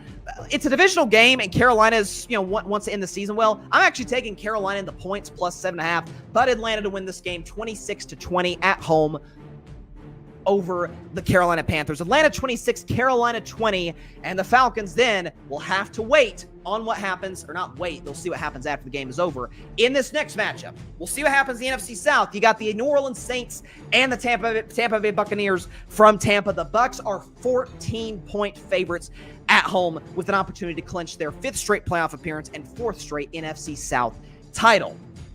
So, Baker Mayfield. Yeah, listen, I talked about yesterday Mahomes getting snubbed for the Pro Bowl, and I think he was. Baker really got snubbed. Baker Mayfield's had arguably the best season of his career. If we could pull up his numbers here, Baker this season, 39 touchdown passes this season, and his 3rd in passing yards. Baker's been great this year in Tampa Bay. Mike Evans, less than 100 yards away from an 11th consecutive, this is remarkable, season with 1,000 yards receiving. Did Jerry Rice do that? I'm not sure that's ever been done before. Mike Evans looking to make history once again. So, New Orleans is decimated. There's no Derek Carr. There's no Alvin Kamara. There's no Chris Olave. This team is decimated. It's beat up. Again, not quite as bad as Baltimore, but this would be an all-time choke job if the Bucs were to blow this. Obviously, they could still get in if Atlanta loses. I don't think the Falcons will. So Tampa's got to win, and I think they will. The Buccaneers will take care of New Orleans comfortably. Minus 14. They'll win 34-13 over the New Orleans Saints. Tampa Bay will be in as your NFC South champion. The Falcons, who were my preseason prediction, are out of the playoffs. Moving on to our next matchup. I think that's it for the early window games. It is moving on to the afternoon slate. So we'll start in the NFC, the Seattle Seahawks and the Los Angeles Rams. The Seahawks in LA are a 6.5-point favorite because the Rams are sitting all their guys. The reason this game means a lot, Seattle's out. Seattle got knocked out last week of playoff contention. The Rams wrapped up the NFC West. But the Rams could get to the 3 seed. They could be 3 or 4. So this game does mean something for their playoff standings. Sean McVay's like, nah, we're not playing well offensively. I need maybe Stafford, who's an aging quarterback, needs a week off. So does Cooper Kupp. We want Puka Nacua, who's dealt with injuries, to come in fresh. Same thing with Kyron Williams and others. So they're going to rest their guys. The good news is the Rams defense has actually been quite good as of late.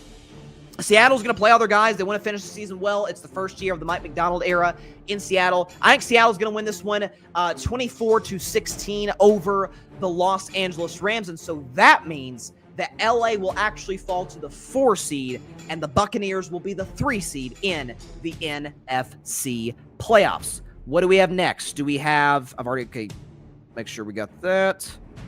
All right, moving on. Next matchup, which is another edition of my favorite segment. It is simply titled, Bettin Man. If I Were a Bettin Man, Chargers Raiders from Vegas. So the Raiders are 4.5-point dogs at home. Vegas has played decent as of late. They've won the last couple of games. Brock Bowers made history last week in New Orleans. The greatest rookie tight end season we have ever seen. I think Bowers should come in second behind Jaden Daniels for Offensive Rookie of the Year. I really do. I think he's been phenomenal. I don't think he just has been phenomenal. But for the Chargers. So if Pittsburgh were to lose tomorrow night to Cincinnati, the Chargers, because the Steelers and Chargers played in week 3, Steelers beat them, they have the tiebreaker. But if the Steelers lose, Chargers can go up a game on them in the standings, and they could be the 5 seed, which is pretty coveted in the AFC, because you'd be going to Houston, who's playing worse than any playoff team right now. I think Pittsburgh's going to win, so the Chargers will know their fate is sealed. Their fate is sealed. I think the Chargers are still going to win this game comfortably. I think what they want to do, plus this Jim Harbaugh we're talking about, I think Herbert's still going to play at least the first half. It is Jim Harbaugh. Again, a little bit of a less rah-rah Dan Campbell, but kind of the same philosophy in just the always has his guys ready to play, run through a wall for him. I think he sees the momentum this team is creating. Okay, we scored, because offense, this was a defensive team. Number 1 defense in the NFL. The offense was kind of right in the back of the defense. But 34 points against Denver. Then last week, I get it, it's New England, but 40 points on the road against New England, that's something. It's something for a West Coast team to come to the East Coast, 1 p.m. kickoff Eastern, and do what they did. Get it, it's a bad team, but they did what they were supposed to do and wrap up a playoff spot. I like the Chargers in this spot. I think they'll cover. If I were a bet man, LA, 28-20 over the Las Vegas Raiders. Chargers -4 to be able to.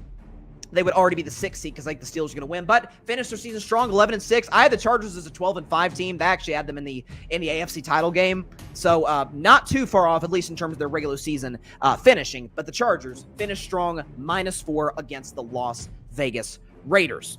Let's go to, what do we have now? Okay, we've got the Miami Dolphins and the New York Jets. This is actually my Bryson's Bleak bet game. It is the one game each and every week that I have absolutely zero confidence in predicting, but hey, you got to predict them all.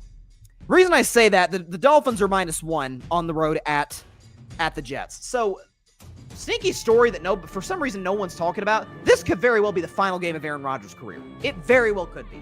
The Jets, it sounds like they're going to move on from him. Aaron doesn't seem to be too bothered by that. Devontae Adams going to be gone. Isn't it kind of funny that there was supposed to be the guys that saved the franchise? Only one guy, me, said that it wasn't going to work, and what do you know? 4-win team. They're going to move on from both. Point is, the Jets are at home. Aaron Rodgers knows it could be the final game of his career, so he's going to want to go out with a bang. He's going to want to go out playing good football, although maybe if he does play well, he comes back next year. We'll see. We'll talk about that in the offseason. For Miami, pretty simple. To win, because Cincinnati's going to lose tomorrow. The Dolphins they need to beat the Jets, and they need the Broncos to lose. We'll get to Denver. For Miami, no Tua. It's going to be Snoop Huntley once again. Last week against the Browns, I get it. Myles Garrett, Browns defense. That was not an impressive win at all offensively for that team. The Dolphins defense has been playing better as of late. If the Jets win, I won't be shocked, to be completely honest with you, because I think there actually are some matchups they could exploit. But the Jets defense has been playing so poorly, and Aaron's been playing so poorly as of late. And the Dolphins defense has been good. I'll take Miami -1. This is Bryce's Bleak bet. 22-19 is my final score. So the Dolphins will have a shot, at least, to get in the playoffs. But I don't love it. Dolphins -1. This is essentially kind of a pick 'em at this point. The Dolphins do cover 22-19. All right, it is now time for my final game of the regular season for my favorite segment. It is once again called Bettin Man. If I Were a Bettin Man, in a game that could decide the last team in the playoffs in the AFC. Division rivalry, AFC West. Back-to-back defending Super Bowl champion Kansas City Chiefs, who are playing their backups against the Denver Broncos, who have everything to play for.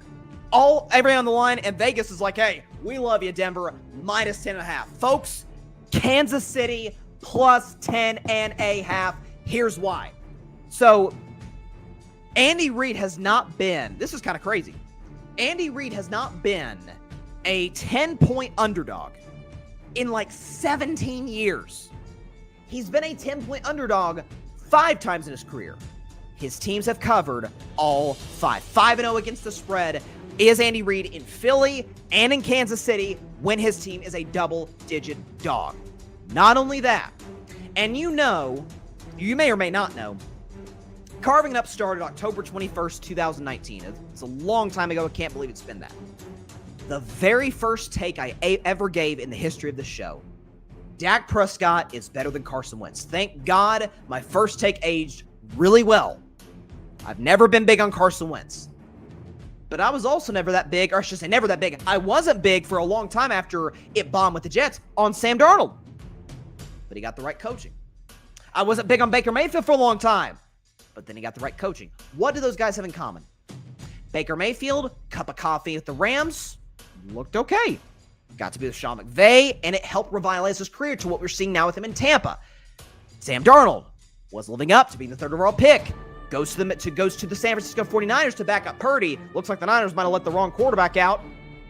Gets to be with Kyle Shanahan. Now he's flourishing in Minnesota with a good situation.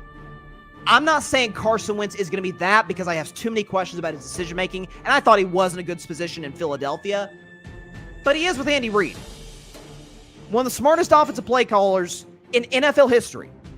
Okay, there's still going to be enough Kansas City weapons and enough of a smart Andy Reid coached offense with a Steve Spagnuolo coached defense to get the job done.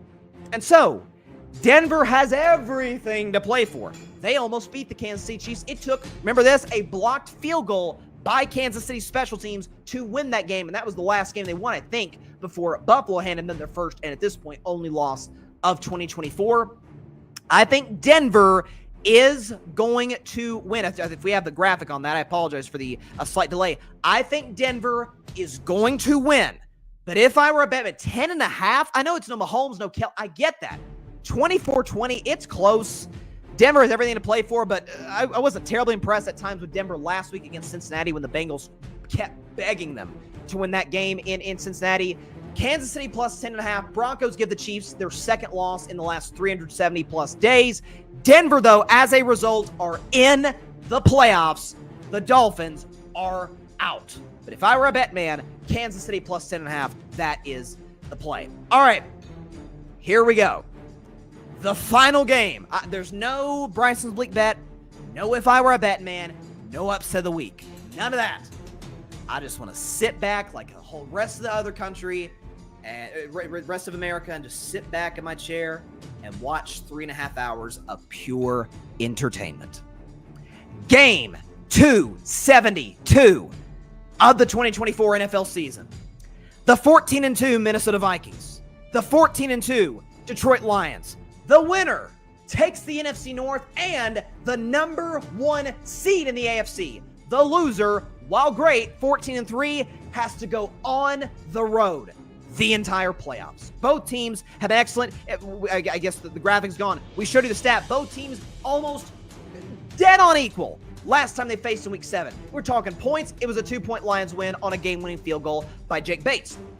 Okay, we're talking about yards, almost identical. Rush yards, pass yards, penalties, and penalties, turnovers, third down, exactly identical. I'm not sure there's been a closer game in the NFL season than what we saw in Week 7 between these two teams, the Lions and the Vikings. Well, this time the script is flipped. The Lions are in Detroit. I think Vegas has a perfect line here, which is why I wouldn't touch it. Lions minus 2.5. If it were in Minnesota at US Bank, I'd say Vikings minus 2.5. So as of late in the last 5 games or so, the Lions have been probably the worst defense in the NFL. Points per game, yards allowed, they've been awful. Too many injuries on that side of the ball. I mean, they gave up 34 to San Francisco, who, when it was all said and done, used 2 quarterbacks, Brock Purdy and Josh Dobbs. On the other side of the coin, though, for Detroit, their offense is playing as well as it has all season long. Jared Goff, I'm not saying Jared Goff should be MVP because I don't think he should. I think it's Josh Allen. Give Jared Goff some MVP love. He's been really, really good. Amon-Ra St. Brown's playing great. Ben Johnson every other week is cooking up some crazy trick play. You know he's going to have one in this spot for as big as this game is for Detroit, for both teams for that matter. Dan Campbell's got the troops ready to roll. On the other side from Minnesota, I don't think they have one of the most talented defenses in football. I think they have the second best defensive coordinators to Steve Spagnuolo in the NFL. His name is Brian Flores. Maybe you've heard of him. He should be a head coach in 2025. Kevin O'Connell would get my vote for Coach of the Year. He's done a remarkable job with this team, and in particular with Sam Darnold and his offense. Speaking of Darnold, top 5 in virtually every quarterback statistic this season. If we're talking touchdown passes, I believe he's top 5 in completion percentage. I think he's been great.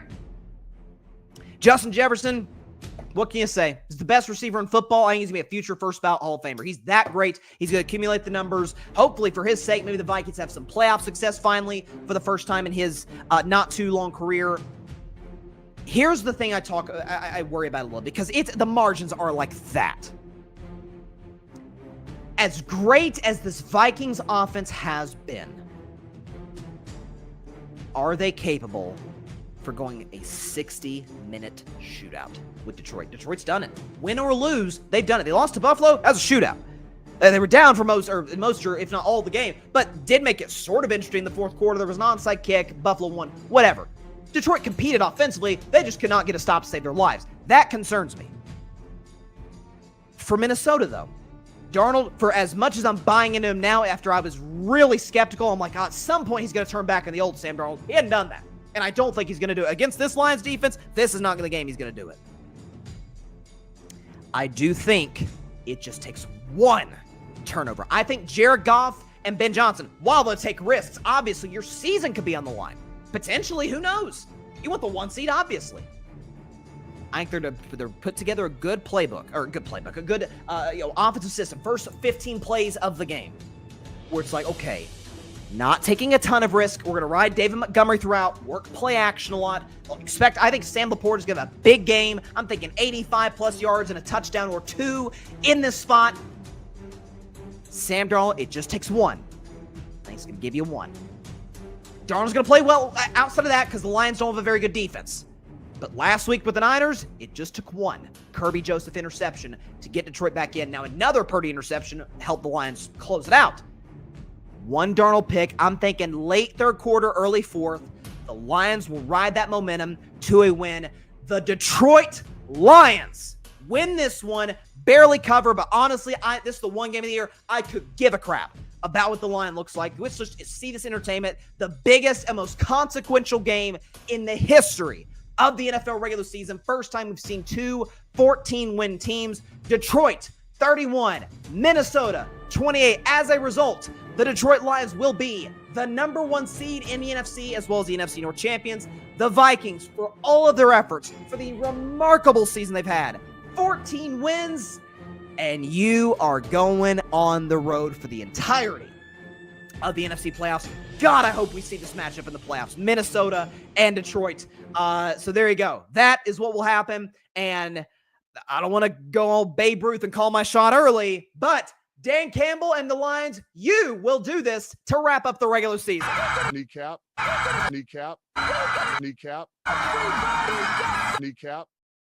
We'll be biting some kneecaps in Detroit, Michigan. So that's what we got. We're working on making sure we've got the what I think the standings and the final playoff picture will look like after Sunday. Obviously, 2 big games, the AFC North tomorrow, and then the rest of the NFL on Sunday, if we have those. Okay, let's go and pull up the AFC. Do we have that?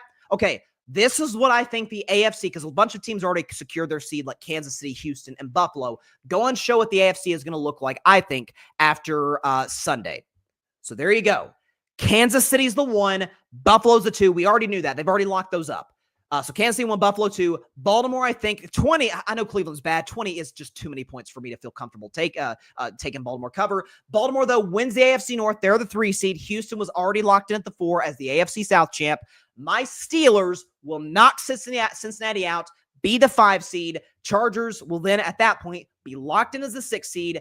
Denver will take care of business. 10.5's way too many points against Andy Reid, but they'll take care of business. They'll win. They'll beat Kansas City, and they will be the final team in the playoffs in the AFC. To the NFC now. The Lions will beat the Vikings. They will be the 1 seed. Philly was already going to be the 2 seed. Due to a Tampa win and Rams loss, the Bucs will be the NFC South champs, beating Atlanta, and they'll jump a team the Rams I think is going to lose on Sunday because they rest their starters, and Tampa will be the 3 seed. The Rams will be the 4 seed as the NFC West champions. Your wild card teams will be 14-win Minnesota at 5, 12-win Washington Commanders at 6, and 12-win Green Bay Packers at 7. I've said all season long, coming into the season actually, everybody talked about, the AFC. No, the AFC has the better quarterbacks. The NFC has the deeper unit of contenders, and I still feel that way. I see we got comments. No, actually, yeah, let me pull this up because I actually got that's good. Knuckle Dragon says, poppycock, young man, Vikings gonna destroy. I haven't heard that word poppycock in some time, so that's funny. Okay, AFC, let's go and pull up, and then we'll get out of here. Let's go and put up the AFC, because then let's look at the matchups. So Kansas City's the 1. We already knew that. They wrapped that up last week. They'll have the bye. Buffalo at the 2 as the 2 seed will face Denver at home as the 7 seed. That matchup looks to heavily favor the Buffalo Bills. The Ravens as the 3 seed against the 6 seed Los Angeles Chargers. You know what that means. Harbaugh Bowl number 2. Now, they face each other more times than twice, but those two faced off, obviously, in a Super Bowl 47 in, where the Super Bowl actually happens to be this year, New Orleans, when it was the Ravens against the 49ers. This time, it's the Ravens against the Chargers, so we get another playoff game between the 2 Harbaugh brothers. I think that's going to happen. That's what we'll get. And then at 4 versus 5, the Houston Texans against my Pittsburgh Steelers. I love that matchup for Pittsburgh, and I think there'll be a lot of pressure on Mike Tomlin. He hasn't won a playoff game since 2016. Not all that's been his fault, but at some point, you've got to eventually advance in January. You won't get a much better opportunity as a non-division champion to do it in this spot. I think that matchup would heavily favor my Steelers. Now to the NFC before we get out of here. So Detroit is going to win on Sunday. I think they'll be the 1 seed, so they get the week off. 2 seed Philadelphia will take on 7 seed Green Bay. So that means that we get that game that was in Brazil. It was a good game, but man, remember it was all slippery and the field was bad in Brazil. Well, in this case, the field conditions, you imagine, I mean, we'll see. It's Philadelphia, so it could be bad, weather. We'll see. But field conditions should be a little bit better, certainly. Philadelphia at home against the Packers.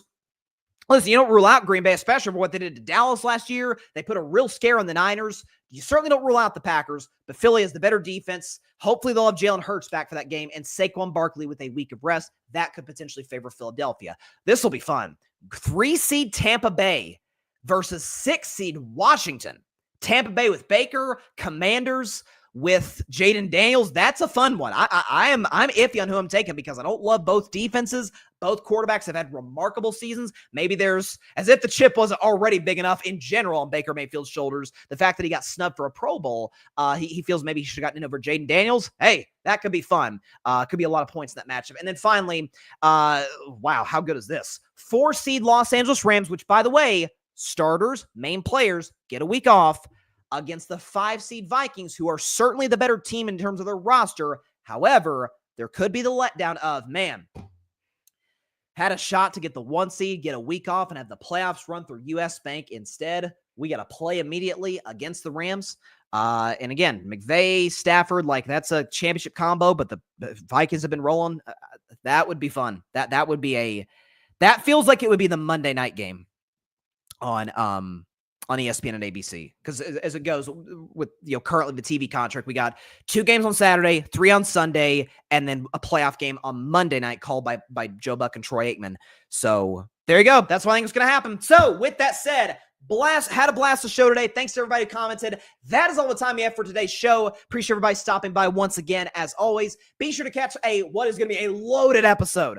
Playoff set. Cannot wait of Carving Up Live on Monday at 6 p.m. Eastern, 3 p.m. Pacific time, right here on Facebook, as well as the Carving It Up YouTube channel and the Grid Network YouTube channel. Of course, be sure to like, share, comment, and please take 2 seconds out of your day. Hit that big red subscribe button right down there. It'll help the channel grow exponentially. We've already got a little bit of growth in the last few days, so we greatly appreciate that. Let's keep that subscriber total ticking up. Please share this content. We greatly, greatly appreciate it. And thank you for taking the time out of your busy days to give this show a shot. We greatly appreciate that a ton. So thank you so much. Just as importantly, be sure to go subscribe to the Grid Network. That is GRYD, the Grid Podcast Network, right here on YouTube, as well as any and everywhere that you get your favorite podcasts, be it Apple Podcasts, Spotify, iHeartRadio, any and everywhere that you get your favorite podcasts. You can find us at the Grid Network, where we dare to be different and where we dare to have very exciting game shows called the 8 o'clock spot, as well as our other, obviously, assortment of shows. Please check those out throughout the week. But the 8 o'clock spot every Tuesday night at 8 p.m. Eastern, 5 p.m. Pacific time. Have been the host of that show. I got to be a freaking contestant last night, and your boy came away with the W. I was very excited about that. I'll be hosting this coming week before my man Alfred takes over for the time being. The week after that, 8 o'clock spot, Tuesdays, 8 p.m. Eastern, 5 p.m. Pacific time on the Grid's YouTube channel. Please subscribe to the Grid. Please subscribe to Carving It Up. We would greatly, greatly appreciate both. All right, we will see you all on Monday. Please be sure to stay safe out there. Please be sure to take care of your physical as well as your mental health. And please, please, please be sure to contact your local state representatives and senators to demand change for gun violence in America. Because it doesn't matter where you lean, right, left, center.